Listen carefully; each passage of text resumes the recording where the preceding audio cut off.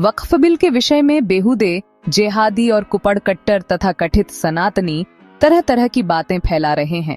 ऐसे में इस विषय में तथ्य जानना अनिवार्य है ताकि आपके ज्ञान का स्तर इन मूर्खों से थोड़ा ऊपर ही रहे, इनके बराबर का न हो। वक्फ क्या है?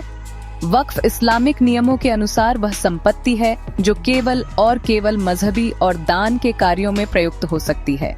नया कानून पुराने से भिन्न कैसे है? पहला, पुराने कानून में वक्फ बोर्ड किसी भी प्रॉपर्टी पर दावा कर सकती थी जिसके निस्तारण के लिए वक्फ ट्रिब्यूनल में ही जाना होता था। ट्रिब्यूनल के निर्णय को अंतिम निर्णय माना जाता था। नए कानून के अंतर्गत अब विरोधी पक्ष 90 दिन के भीतर हाई कोर्ट में जा सकता है और उसके बाद की कार्रवाई सामान्य मामलों की तरह चलेंगे। दूसरा, पुराने कानून के अंतर्गत केवल मुसलमान ही वक्फ बोर्ड के सदस्य हो सकते थे। नए नियम के अंतर्गत कम से कम 2 सदस्य गैर मुस्लिम होने अनिवार्य हैं ताकि गैर मुस्लिमों के जमीनों पर कब्जा करने के मामले में वक्फ बोर्ड के भीतर ही कोई व्यक्ति आवाज उठाने वाला हो। इसी तरह 2 मुस्लिम महिलाओं को भी अब प्रतिनिधित्व देना अनिवार्य कर दिया गया है। तीसरा, पुराने कानून में वक्फ के अंतर्गत वक्फ अपने ही कब्जे को सही गलत जांचने के लिए स्वतंत्र था, जो कि वक्फ को तानाशाही बनाता था। नए कानून के अंतर्गत अब केवल वही प्रॉपर्टी वक्फ की मानी जाएगी जो अभी तक उसके पास बिना विवाद के है। वो सारी प्रॉपर्टी चाहे वह कभी का हो, यदि उस पर न्यायालय में पुलिस के किसी प्रकार का पूर्व में शिकायत और विवाद है तो उसे वक्फ का तब तक नहीं माना जाएगा जब तक कि उस पर अंतिम निर्णय न आ जाए। चौथा, पहले वो संपत्ति जो बारिश के अभाव में लावारिश हो जाती थी वह अपने आप वक्फ की हो जाती थी, जिस कारण लगातार वक्फ की संपत्ति बढ़ती जा रही थी और यह संपत्तियां आम मुसलमानों की थीं।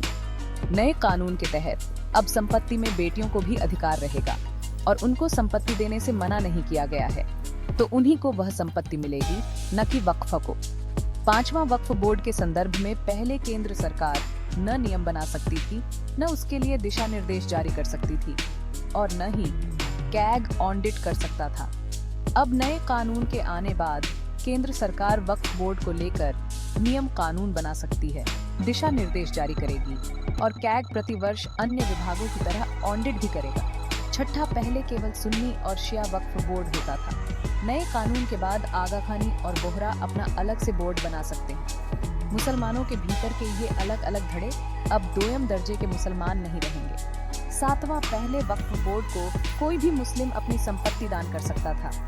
नए कानून के बाद यह साबित करना अनिवार्य है कि दानकर्ता पिछले 5 साल से इस्लाम मत को मान रहा है। इससे गैर मुस्लिमों पर तुरंत दबाव बनाकर उनकी संपत्ति वक्फ के नाम लगवाकर उन्हें भगाने के प्रवृत्ति से राहत मिलेगी। इस बिल के बारे में मूर्खों से मत सीखिए, शांति से पढ़िए। सब जानकारी स्वयं सरकार उपलब्ध करा रही है। मूर्खों और धूर्तों से बचिए और कॉमन सेंस जागृत रखिए।